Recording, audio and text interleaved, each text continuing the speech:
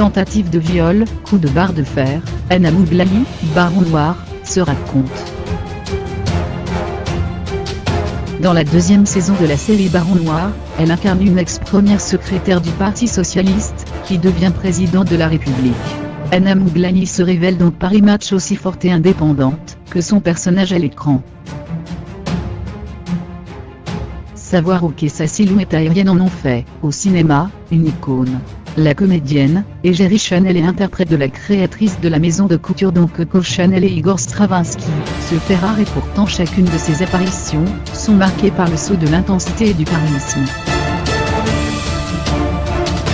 Dans la deuxième saison de la série télévisée politique Baron Noir, dès le 22 janvier, elle y incarne l'ex-première secrétaire du Parti Social élue présidente de la République.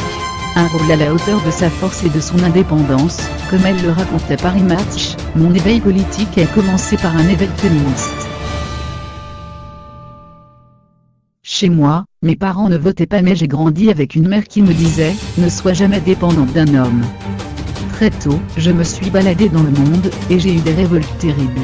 C'était compliqué d'être une jeune femme libre, et de constater qu'on ne pouvait pas marcher seule, la nuit sans se faire émerder.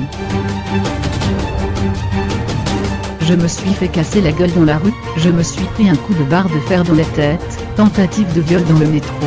C'est ce qu'explique Virginie Despentes dans King Kong Theory, une femme qui décide d'être vivante court le risque de se faire agresser. Mais il faut continuer. S'enfermer, ce serait comme ces gens qui vivent une sale histoire d'amour, et finissent par ne plus vouloir aimer, parce que ça leur a fait trop mal. J'ai la chance de ne pas être comme ça. Féministe, enthousiasmée par les récents mouvements de libération de la parole des victimes après l'affaire Weinstein, elle précise « Aujourd'hui, il faut être une femme parce que c'est là qu'il y a tout à accomplir ».